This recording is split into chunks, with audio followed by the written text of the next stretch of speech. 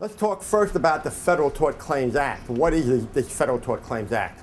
Well, it's a law that was passed in the 1940s, and it's basically a limited waiver of the federal government's sovereign immunity.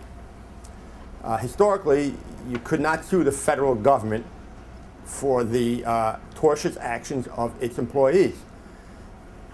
If you were the victim of negligence on the part of a federal employee, prior to the FTCA, you had no recourse other than perhaps a private bill in Congress to get you some damages, some money for your damages.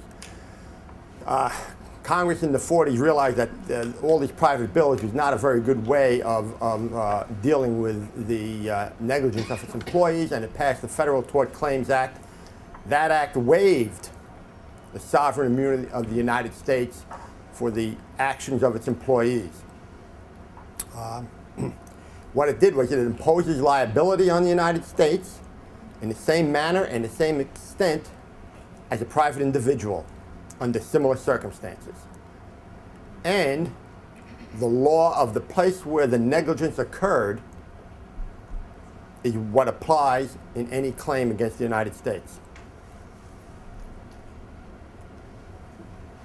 Under the Federal Tort Claims Act, you can't bring a suit against the United States for an intentional act, i.e. assault, a battery, false imprisonment, anything like that. Okay, so we'll talk about that a little bit more, because that's a little bit can be confusing in a medical malpractice context.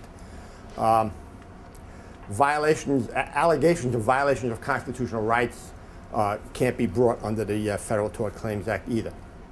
Under the FTCA, there's no limitation of liability. The United States has no cap on what it could owe in a case that arises under this law. There are no punitive damages allowed. No prejudgment interest is allowed. No jury trials are permitted.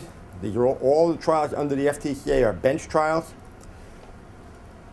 There's an administrative claim requirement. By that, and we'll talk about it in some detail later, by that it means that a plaintiff can't sue the United States prior to filing an administrative claim and giving the United States the opportunity to adjudicate this claim prior to a lawsuit. The agency has 6 months to respond to a claim under the Federal Tort Claims Act. And if there's no satisfactory result from the plaintiff's perspective after 6 months, then they can file a lawsuit. Attorney's fees under this law, under the FTCA, are limited. The plaintiff's attorney can only get 20% during this administrative claim phase, and if 6 months goes by and they file a lawsuit, the percentage goes up to 25%. But that's the max an attorney can get in state court lawsuits. The limitations are usually much higher, if there are limitations.